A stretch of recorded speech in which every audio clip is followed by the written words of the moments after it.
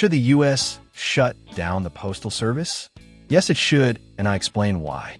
Should we still have a United States Postal Service, USPS? And if so, what should its role be? Why ask these questions? Because once again, we are seeing in the news differing opinions on the USPS.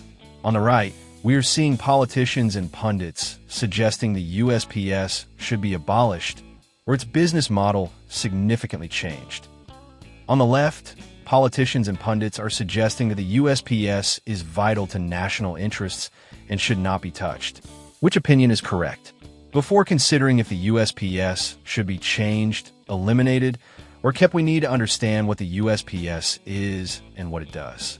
The official definition of the USPS on Wikipedia states the following. The United States Postal Service, USPS, also known as the Post Office, US.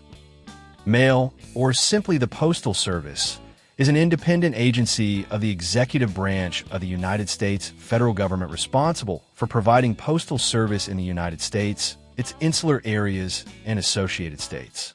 It is one of the few government agencies explicitly authorized by the Constitution of the United States. As of 2023, the USPS has 525,469 career employees and 114,623 non-career employees.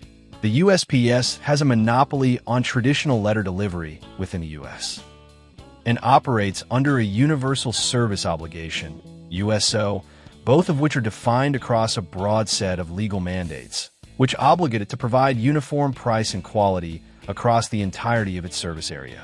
The Post Office has exclusive access to letterboxes marked U.S. mail and personal letterboxes in the U.S., but has to compete against private package delivery services such as United Parcel Service, FedEx, and DHL.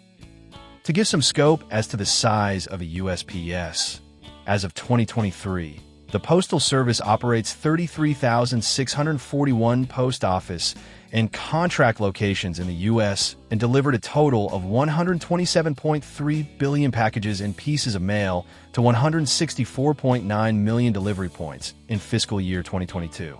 There is no question that the USPS is large and plays a significant role in the delivery of mail and packages in the United States. But is it necessary?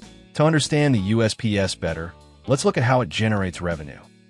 The USPS breaks its revenue down into 4 categories: first-class mail, marketing mail, packages, and other services. However, the first 3 make up the bulk of the USPS $70+ billion in revenue. Let's take a closer look at those revenue sources. $32 billion comes from packaging services. Having packages delivered is an important service that most of us use regularly, particularly since online retailing has become so popular. Does the government need to deliver packages? When looking at what a government should and should not do, we should look at what the private sector offers. The government doesn't run grocery stores primarily because we have grocery store businesses that provide us with grocery stores. ChatGPT says there are 348,000 businesses in the United States offering courier and local delivery. 2 of those include FedEx and UPS. So with all those packaging services available, do we really need the government to deliver packages? The obvious answer is that we do not. The next revenue item is marketing mail. The USPS generates about $15 billion from marketing mail. What is included in marketing mail? Letters, postcards, and flyers. However, marketing mail revenues are down significantly due to digital marketing.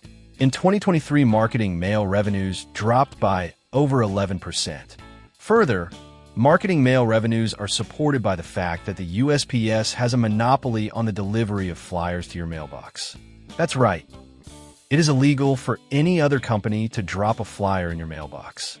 That is why other people who deliver flyers just leave them on your front doorstep or tape them to your door.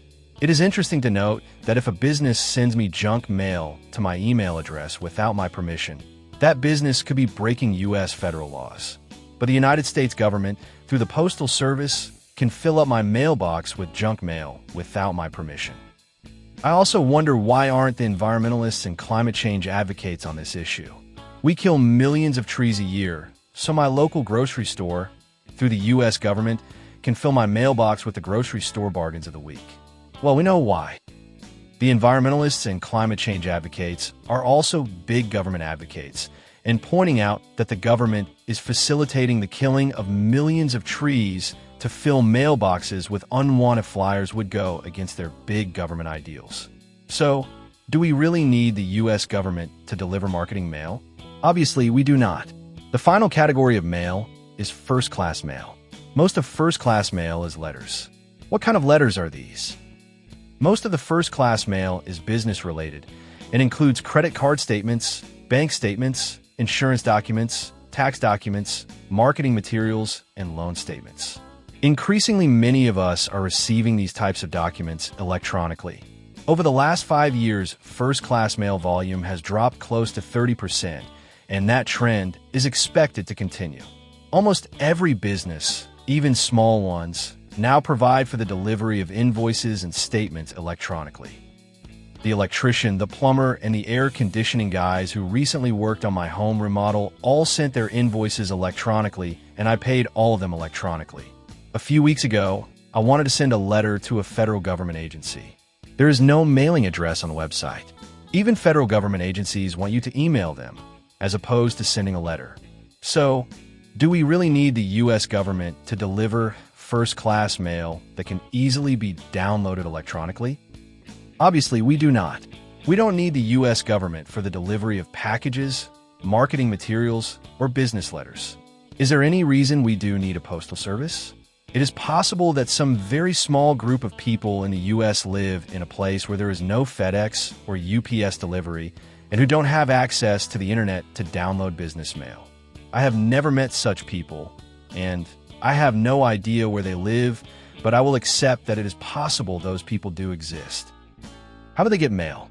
How about the U.S. government paying some private business to deliver the mail to caves of these isolated hermits? In the last 5 years, the U.S. Postal Service lost $33 billion. Seems like we could deliver mail to all those cave-living hermits for less than that. There are other benefits to winding down the post office. Without the monopoly powers over everyone's mailbox, many private flyer delivery businesses would flourish. Knowing the Postal Service is not going to be around, people and businesses would accelerate the use of electronic mail, saving millions of trees. Further, the U.S. Postal Service owns 8,500 buildings. Estimates are that these real estate holdings could be worth more than $20 billion.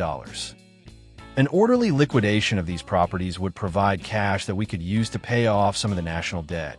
I know that $20 billion is a drop in the bucket compared to the size of our national debt, but maybe paying a small amount of it off might be the start of a fiscally responsible government.